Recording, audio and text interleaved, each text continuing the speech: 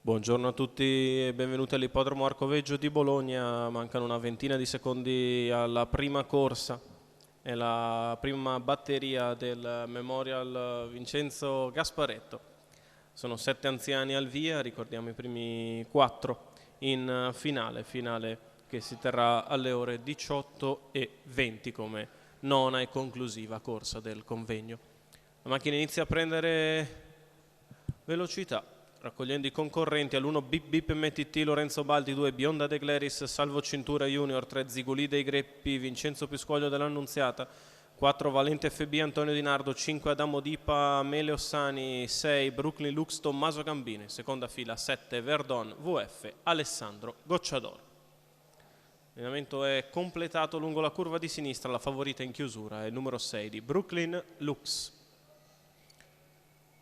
La macchina li lascia con lotta per il comando. Valente FB che cerca di scavalcare Bip Bip MTT, a largo di tutti Adamo Dipa e numero 7 Verdon VF squalificato. Verdon VF, alla fine Valente FB riesce a scendere alla numero corda in 6 Brooklyn Lux squalificato, che cerca ma non trova posto allo steccato, rimane di fuori. Bip Bip MTT sarà sotto in seconda posizione alla corda, avanti a Bionda De Gleris e quindi Ziguli dei Greppi che va a fare la seconda pariglia esterna.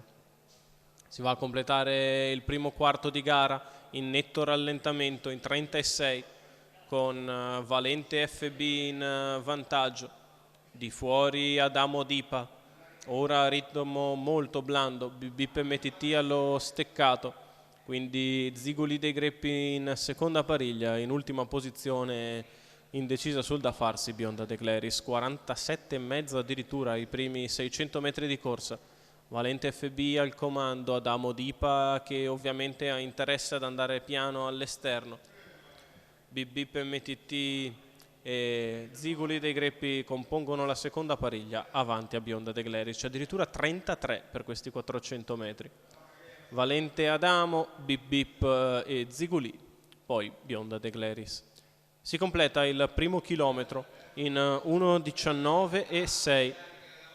Valente FB Adamo Dipa sempre apparigliati, quindi Bip Bip MTT e Ziguli dei Greppi, ancora Bionda De Gleris, tutto cristallizzato quando siamo a 400 dalla conclusione, 1:35, 1:1200 con Valente in vantaggio, Ziguli che scatta in terza corsia e si porta sui primi due, Valente che deve accelerare ora, poi Bip Bip MTT e Bionda De Gleris, 14:9 la curva conclusiva, arriva con decisione Ziguli a centropista, Valente che si difende allo steccato, Valente in vantaggio, Valente FB che vince facile nei confronti di Ziguli dei Greppi, al terzo è Bip Bip MTT, completa al quarto posto e si guadagna la finale Adamo Dipa.